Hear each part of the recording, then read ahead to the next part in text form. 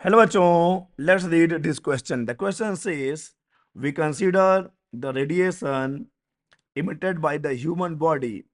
Which of the following statements is true? A.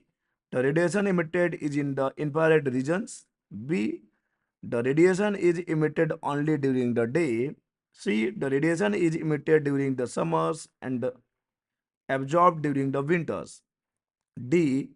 The radiation emitted lies in the ultraviolet region and hence is not visible. तो आइए बात करते हैं पहले की कंसेप्ट की। की कंसेप्ट देखो, इस क्वेश्चन का जो की कंसेप्ट हो जाएगा वो है radiation emitted by body. Radiation emitted by body. देखो, अब बॉडी में हम केवल ह्यूमन बॉडी की बात नहीं कर रहे, हम किसी भी बॉडी की बात कर रहे हैं। हालांकि यहाँ पे हमको स्पेसिफिकली ह्यूमन बॉडी की ही बात करनी है। तो यहाँ पे बॉडी हम किसी भी ऑब्जेक्ट की बात कर रहे हैं तो हम अपने आप को यहाँ पे एज ए ऑब्जेक्ट कंसिडर करेंगे।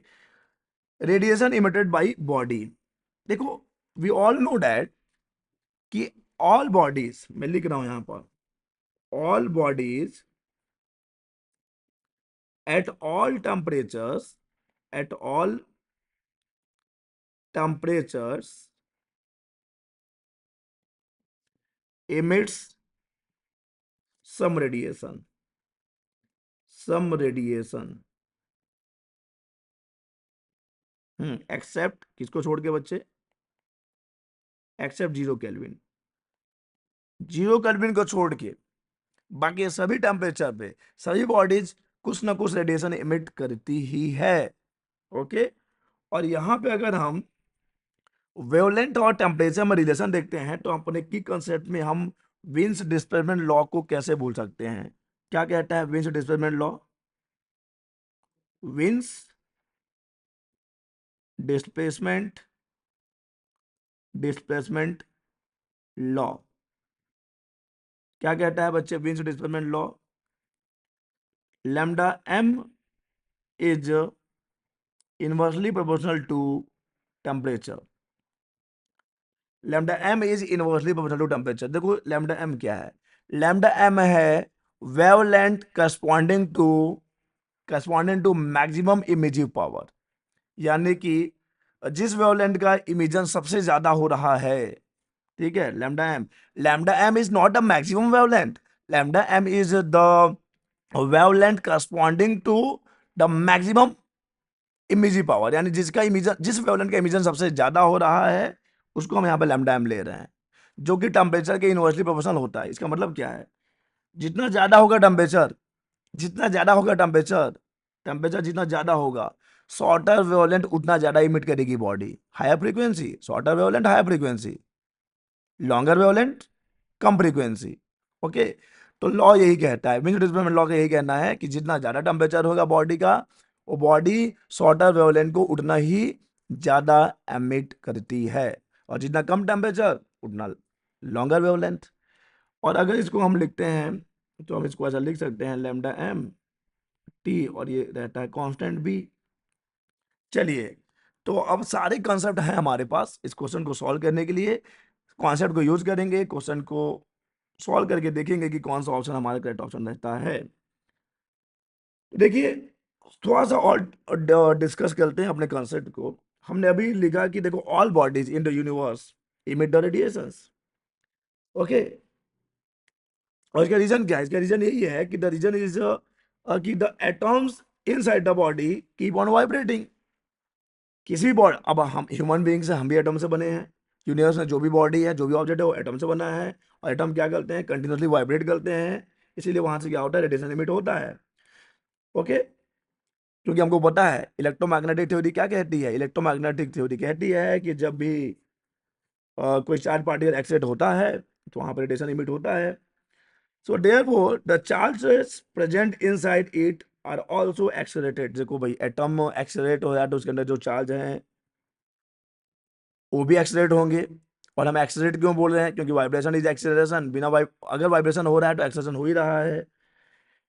सो therefore the charges present inside it are also accelerated And we know that when a charge is accelerated, then it produces the electromagnetic radiation.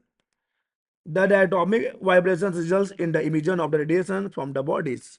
Now, the frequency of the emitted radiation, अगर हम frequency की बात करें या wavelength की बात करें, ठीक है, हमने ये तो देखो क्या क्या कंक्लूजन पे हम पहुंच गए हैं। पहला ये कि हाँ भाई, हर बॉडी हर टेम्परेचर पर रेडिएशन इमिट करेगी। क्यों करेगी? क्योंकि हर बॉडी जो है एटम से मिलके बना है। किससे मिलके बना है? एटम से मिलके बना है। और एटम क्या होते हैं? वाइब्रेट होते हैं। और वाइब्रेट होंगे तो उसके अंदर जो चार्ज पार्टिकल्स होंगे वो भी वाइब्रेट होंगे। और चार्ज पार्टिकल के वाइब्रेट होना मतलब रेडिएशन इमिट करना, क्योंकि एक्साइटेड चार्ज पार्टिकल क्या करता है? रेडिएशन इमिट करता है। अब देखो फ्रीक्वेंसी जो एमिट होती है, ओके, जो रेडिएशन इमिट होगी उसकी फ्रीक्वेंसी ऑब्वियसली डिपेंड करेगी, और जो चार्ज पार्टिकल का जो फ्रीक्वेंसी है उस पर डिपेंड करेगी।